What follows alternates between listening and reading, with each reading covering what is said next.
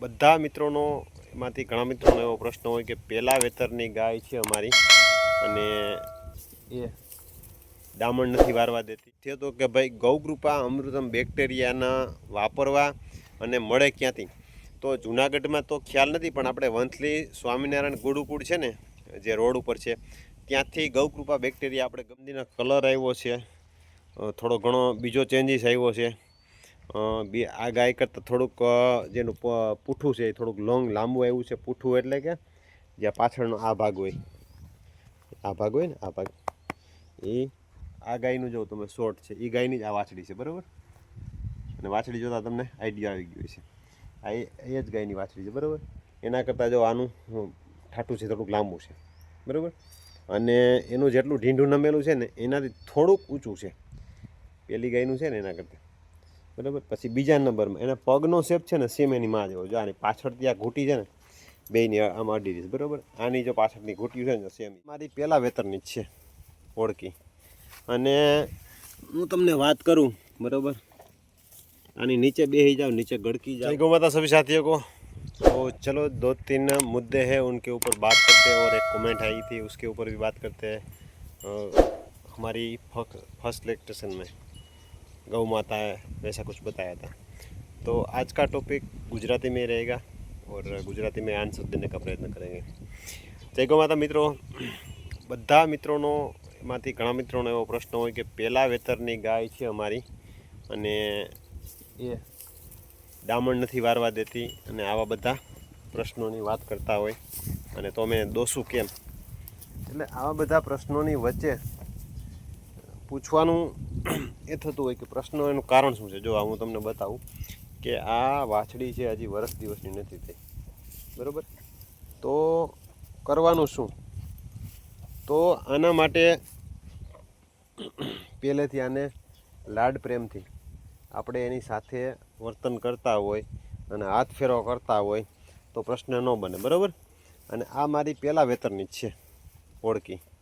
અને હું તમને વાત કરું, બરાબર, આની નીચે બેસી જાઓ, નીચે ગડકી જાઓ, આ બધા જ પ્રશ્ન આ બીજી અહીંયા થાય, બરાબર. એક નહીં, આની નીચે આપણે બેસી જાય, આની નીચે આપણે હાથ ફેરવી લઈએ કે ગમે કરીએ, બરાબર. તો પ્રશ્ન શું છે એ આપણે વાત કરવાની છે કે આપણે જો આ મારી પાછળ આને ટાઈમ આપવો પડે, આને બધાને આપણે સમય આપવો પડે કે ના કે આપણે એવું વિચારીએ કે આને ખીલે બાંધી અને આપણે આની સાથે આપણે રાખીએ અને આપણે સારું એવું કરી લઈએ, બરાબર. તો મેઇન પ્રશ્ન હું છે મારી પાછળ જ આવે છે, આ બધા પ્રેમના ભૂખા હોય. આને પ્રેમ આપવો પડે, ભરપૂર પ્રેમ આપવો પડે. તો આવનારા સમયમાં એને ગમે પરિસ્થિતિમાં, જે તે પરિસ્થિતિમાં હોય, બરાબર, એટલે એને કાંઈ કોઈ વસ્તુની એને કાંઈ વાંધો ન જાય. આને અત્યારે શું કાંઈ એને ખબર નથી પડતી, પણ આને આપણે ખંજવારવાની ખબર પડે ને, એટલા માટે થઈને આવી ગઈ મારી પાસે. ખંજવારવાની એને ખબર પડે ને એટલે આપણી પાસે આવી અને શાંતિથી રહીએ. પછી બીજા નંબરમાં આને આપણે એમ માનો કે હજી વ્યાવાની હજી વાર છે, બરાબર. વ્યાવાની તો બટકા ભરે, જો હાથમાં જો બટકા ભરે, આખો હાથ મોટામાં લઈ લીધો. હજી વ્યાવાની વાર હોય તો આપણે ગાયોને જે સમયે બાંધતા હોય કે બાંધીને રાખતા હોય, તો આપણે જે દૂધણી ગાય હોય ને, દૂધણી ગાય 1-2, એની સાથે જ એને બાંધવાનો આગ્રહ રાખવાનો, થોડું ખાણ આપવાની ટેવ પાડવાની, અને એને ખાણ આપવાની ટેવ પાડવાની. આપણે દોવાનો સમય હોય એટલે એ સમય દરમિયાન એને ખબર પડે. અને આવનારા સમયમાં ન પણ મારે, અત્યારે પાટા મારતી હોય પણ આવનારા સમયમાં પાટા ન પણ મારે, આ પણ ઘણી વખત આપણે જોયેલું છે. પણ એના માટે શું કરવાનું કે જે આપણે દિવાલ છે એની એક સાઈડ તો દિવાલ હોય, અને આપણી જે સાઈડ રાઈટ સાઈડ હોય એમાં જે આપણે મિલ્ક કરવા માટે, દોવા માટે થઈને બેસતા હોય, એ બાજુ આપણે પાઇપ લગાવી દેવાનું, એટલે હડ જેવું ટૂંકમાં કોમન રીતે કરી નાખવાનું, એટલે જેથી કરીને આગળ પાછળ થાય તો આપણી માથે ન આવે અને સહેલાઈ રીતે દોવાનો પ્રયત્ન કરીએ. અને બહુ તકલીફવાળું તો 1 મહિના 1.5 મહિનામાં શાંત થઈ જાય, શાંત એનો થઈ જાય પ્રભાવ. અને તમે એમાં કહેતા હતા કે ભાઈ મારવા માટે દોડે છે, પણ એ વ્યાણા પછી એના સ્વભાવમાં ચેન્જ થઈ જાય અને તમને ન મારે પણ બીજાને પણ એની પાછળ એ રીતે કરે. તો આ રીતે આ કરીએ તો એનું સોલ્યુશન થાય. પછી બીજા નંબરમાં બીજી ઘણી બધી વાત એવી છે કે ઘણા બધા બ્રીડરો દ્વારા એવું કહેવામાં આવતું હોય કે ભાઈ 3 પેઢીએ બ્રીડિંગ સુધરે. તો 3 પેઢીએ એમાં 3 વખત એમાં નંદી સારા વપરાના હોય ને તો બ્રીડિંગ સુધરે, નકર બ્રીડિંગ એમ કંઈ સુધરે નહીં. મારી પાસે એક ગાય છે ને એમાં આપણા નંદીની વાછડી એમાં આવેલી છે અને તો એમાં ઘણો બધો ચેન્જીસ થયો, પણ એમાં એની જે અમુક લક્ષણો છે ને એ તો એમાં ને એમાં છે જ. હું તમને બતાવવાનો પ્રયત્ન કરું અને પછી તમે જોજો. જો આમાં આપણા નંદીના કલર આવ્યો છે, થોડો ઘણો બીજો ચેન્જીસ આવ્યો છે. આ ગાય કરતાં થોડુંક જેનું પૂઠું છે એ થોડુંક લાંબુ આવ્યું છે. પૂઠું એટલે કે જ્યાં પાછળનો આ ભાગ હોય, આ ભાગ હોય ને આ ભાગ, એ આ ગાયનું જો તમે શોર્ટ છે એ ગાયની જ આ વાછડી છે, બરાબર.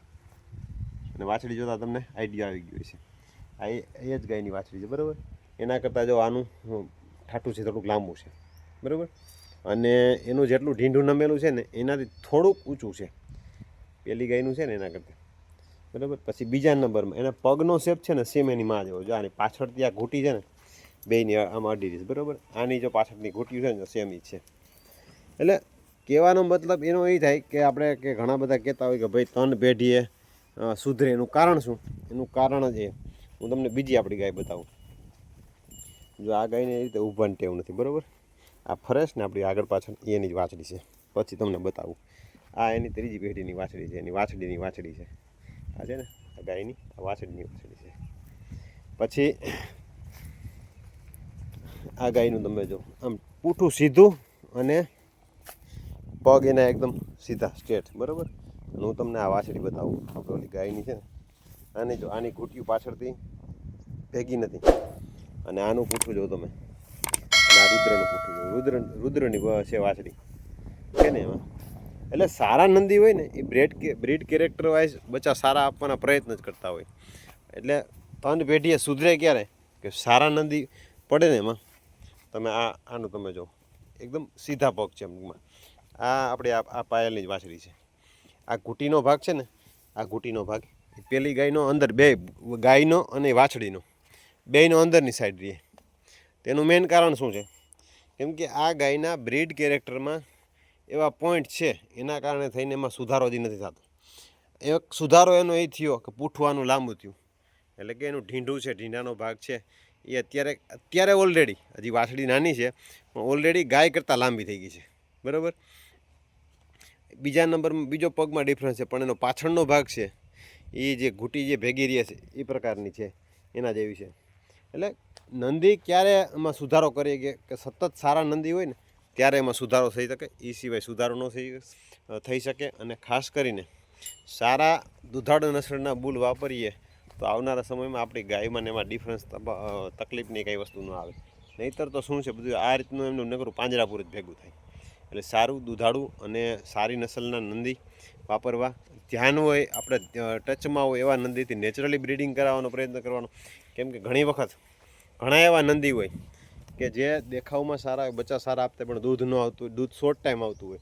શોર્ટ ટાઈમ એટલે કે મીન્સ કે દૂધ સારું છે, ચાલો વ્યાણી છે, 8 લીટર છે, 8.5 લીટર દૂધ છે, પણ વ્યાણી છે ને ગાભણ થઈને 3-4 મહિના 5 મહિનામાં દૂધ જતી રહે. એના માટે શું કરવું? 5 મહિના માટે સાચવવી પડે. એટલા માટે થઈ અને સારી દુધાળ નસલની જે ગાય હોય એના બચ્ચા વાપરવા અને એના બચ્ચા ગમે ત્યાંથી ગોતવાનો પ્રયત્ન કરવો. અને આડારો, ધારો કે મારી પાસે વાછડો, ધારો કે XYZ મારી પાસે વાછડો ને તમારી પાસે વાછડો હોય, બે અલગ અલગ લાઇનથી હોય, તો આપણે એક્સચેન્જ કરી શકીએ. એ રીતે સારા નંદી એ રીતે આપણે તૈયાર કરી શકીએ અને તૈયાર આપણે કરવા જોઈએ. તો વિડીયોમાં આપણે ઇન્ફોર્મેશન કેવી લાગી અને ખાસ કરીને જણાવજો. અને એક મિત્રનો હાથ જૂનાગઢથી હતો કે ભાઈ ગૌકૃપા અમૃતમ બેક્ટેરિયાના વાપરવા અને મળે ક્યાંથી? તો જૂનાગઢમાં તો ખ્યાલ નથી, પણ આપણે વંથલી સ્વામિનારાયણ ગુરુકુળ છે ને જે રોડ ઉપર છે ત્યાંથી ગૌકૃપા બેક્ટેરિયા આપણે ગમે ત્યારે મળી જશે. અને વાપરવામાં બહુ સારામાં સારું રિઝલ્ટ છે, સ્પ્રે કરવામાં બહુ સારામાં સારું રિઝલ્ટ છે અને બહુ સારામાં સારું રિઝલ્ટ છે.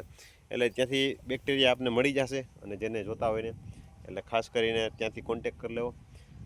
તો આપણે જે વિડીયોમાં જે માહિતી આપી ખૂબ સારી અને સરસ, જેને લાગી કોમેન્ટ કરજો અને વિડીયોને શેર કરજો, જેથી કરીને ચેનલ ઉપર કંઈક નવું મૂકવાનો પ્રયત્ન કરીએ. અને કાંઈ પણ એવી વસ્તુ હોય જણાવવાનો પ્રયત્ન કરજો. ચોક્કસપણે મારી બુદ્ધિ પ્રમાણે જવાબ આપવાનો પ્રયત્ન કરીશ. અને ખાસ કરીને ઘણા લોકો એમાં એવું કોમેન્ટ કરીને કહેતા ગુજરાતીમાં, ઘણા લોકો ફોન મેસેજ અથવા વોટ્સઅપના માધ્યમથી જે સંપર્કમાં ગુજરાતીમાં બનાવો. તો ઘણી વખત એવું થતું હોય કે બીજા સ્ટેટને ખાસ કરીને MP, રાજસ્થાન અને મહારાષ્ટ્રના લોકો ઘણી વખત આપણે ગ્રુપમાં ને એમાં બધા હોય તો એ લોકો કહેતા કે તમે ભાઈ હિન્દીમાં વિડીયો મૂકો. ભલે વ્યૂઅર આપણે ઓછા આવે છે, પણ ઘણા બધા એવા લોકો હોય કે ભાઈ તમે હિન્દીમાં વિડીયો બનાવો. કેમ કે ઘણી વાત એવી હોય આપણી કે અમને ક્યાંયથી મળતી નથી વાત, એટલે એના માટે થઈને આપણે હિન્દીમાં બનાવવાનો પ્રયત્ન કરીએ છીએ. તો વિડીયો ખાસ સારો લાગ્યો હોય તો શેર કરજો, અને ચેનલ ઉપર નવા હોય તો સબસ્ક્રાઈબ કરવાનું ન ભૂલાય. જય ગૌ માતા.